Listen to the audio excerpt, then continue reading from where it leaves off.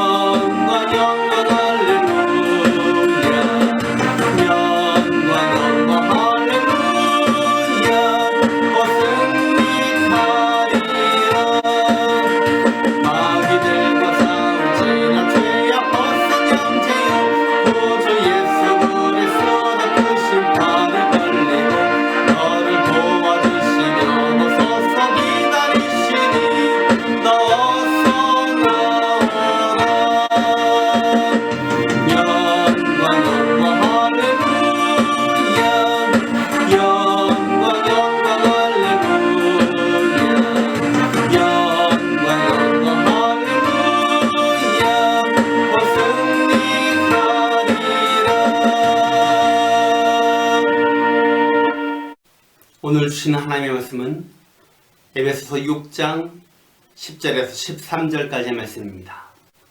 제가 봉독해 올리겠습니다. 끝으로 너희가 주 안에서와 그 힘의 능력으로 강건하여 지고 마귀의 간계를 능히 대적하기 위하여 하나님의 전신갑주를 입으라.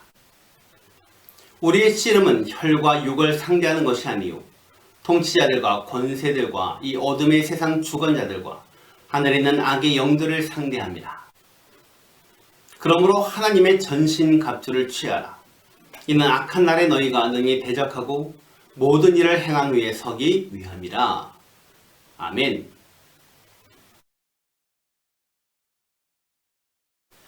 할렐루야. 오늘도 주 앞에 나와 예배하는 여러분에게 하나님의 사랑과 은혜가 넘쳐나시기를 주님의 이름으로 축원을 드립니다. 본문은 바울이 에베소 교회에게 마지막으로 당부하는 말씀입니다. 오늘 본문 10절에 보니까요, 끝으로 너희가 주 안에서와 그 힘의 능력으로 강건하여 지고, 여기서 주 안에서 강건하다라는 말은요, 영적인 강건함을 의미하는 말입니다. 그렇다면 이러한 영적인 강건함은 어떻게 이루어질 수 있을까요? 그것은 그의 힘의 능력으로 가능한 것입니다. 여기서 그의 힘의 능력이라는 말은요, 바로 예수 그리스도의 능력을 의미합니다. 바울은 에베소 교회가 그리스도의 능력으로 더 강건하여 지기를 권면하고 있는 거죠. 그래서 11절에서 바울은 10절에서 말한 그의 능력으로 강건하여 지다라는 것을 무엇을 의미하는지에 대해서 설명하고 있습니다. 그 11절의 내용이 무엇입니까? 바로 하나님의 전신갑주를 입으라는 거예요. 보겠습니다. 마귀의 괴계를 능히 대적하기 위하여 하나님의 전신갑주를 입으라. 여기서 전신갑주라는 말은요, 비유적인 말씀입니다. 갑옷은 전쟁할 때에 입는 옷입니다. 그런데 바울이 하나님의 전신갑주를 입으라 라고 말한 이유는요, 지금 에베소 교회가 영적인 전투를 하고 있었기 때문입니다. 마귀는요, 계속해서 교회와 성도들을 공격합니다. 그래서 성도는요, 늘 마귀와 영적인 싸움을 하고 있고요. 그래서 필히 전신갑주, 하나님의 갑옷을 입어야 한다는 것입니다. 그 다음에 여기서 하나님의 전신갑주라는 말은 무엇을 의미하는 걸까요? 바로 하나님의 능력을 의미합니다. 하나님의 전신갑주를 입으라, 이 말은요, 바로 하나님의 능력을 입는다라는 의미를 갖고 있는 것입니다. 믿습니까? 바울은요, 계속해서 이 전쟁에서 누구를 상대하는지에 대해서 알려주고 있습니다. 그 대상이 누굽니까? 11절 말씀 다시 보니까요, 마귀의 간계를 능히 대적하기 위하여 하나님의 전신갑주를 입으라. 마귀의 간계를 대적하기 위한, 그래서 전신갑주를 입어야 한다는 것입니다. 여러분, 이 전쟁은요, 마귀와의 전쟁입니다. 이것은 영적인 전쟁입니다. 따라서 이 전쟁은 눈에 보이지 않는 그런 전쟁이라는 거예요. 사람들은요, 이 전쟁이 단순히 눈에 보이지 않는다고 해서 너무나 쉽게 여깁니다. 이 전쟁의 심각성을 무시하고 있다는 거예요. 이 영적인 전쟁을 저 산 너머 남의 일로 취급하고만 있다는 것입니다. 그러나 이런 생각은 아주 위험한 생각입니다. 영적인 전쟁이라는 것은요, 사람을 상대로 하는 전쟁이고요, 사람을 차지하기 위한 영적인 싸움인 거예요. 이 전쟁은요, 교회를 통한 하나님의 영과 마귀와의 싸움인 것입니다. 따라서 이 전쟁은 교회와 사단과의 싸움인 것입니다. 이런 의미에서 사람은 이 전쟁의 당사자인 거죠. 우리는 사단의 적수가 되지 못합니다. 우리가 사단의 적수가 될 수 있는 유일한 길은요, 바로 예수 그리스도께서 우리와 함께 하실 때뿐입니다. 그러므로 우리는요, 하나님께 순종하며 이 사단의 공격에 대응해야 하는 것입니다. 우리가 하나님께 순종하면 사단의 공격에 대비하는 그런 길이 될 줄 믿습니다. 그렇다면 이 전쟁에서 마귀는 어떠한 전략을 가지고 나올까요? 바로 간계를 쓴다는 거예요. 이 간계라는 것은 바로 속임수를 의미합니다. 마귀는 온갖 속임수를 다 동원해서 교회와 성도들을 무너뜨리려고 하고 있습니다. 그래서 성도는요, 이런 간계를 쓰는 그 마귀를 대적하는 일에 게을리해서는 안 된다는 것이죠. 그래서 바울은요, 12절 말씀에서 이 싸움의 성격에 대해서 의미하고 있습니다. 12절 말씀.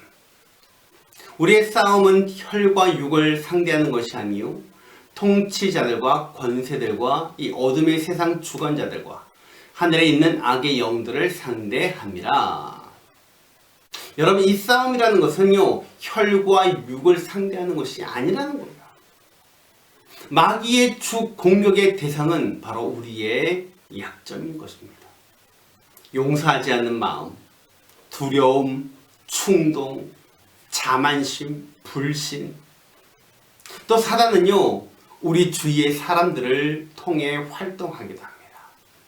내 식구, 내 친척, 친구, 이웃, 교우, 내 가까이 있는 사람들을 통해서 나를 공격한다는 거예요. 그러나 우리의 대적은요, 우리를 공격하는 사람이 아니라 그 뒤에 배후에서 활동하는 사단이라는 것을 기억하시기 바랍니다. 에베소 교회는요, 이 마귀의 실체에 대해서 너무나 잘 알고 있었어요. 그래서 바울은요, 이 12절에서 마귀의 실체를 밝히는데 어떻게 합니까? 통치자들과 권세들과 이 어둠의 세상 주관자들과 하늘에 있는 악의 영들. 그렇다면 이 영들이 하는 일은 무엇일까요? 그것은 바로 성도들로 하여금 하나님을 거역하게 만드는 것입니다. 이들은요, 성도들을 하나님과 원수되게 하려고 애쓰고 있어요.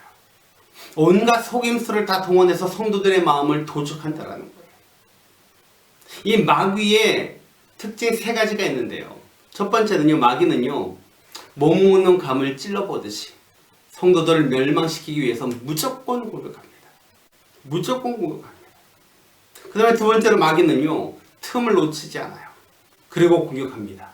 우리가 분을 낸다든지 악한 생각을 갖는다든지 나쁜 마음을 먹는다든지 마귀는 그때를 놓치지 않고 우리를 공격한다는 것이에요.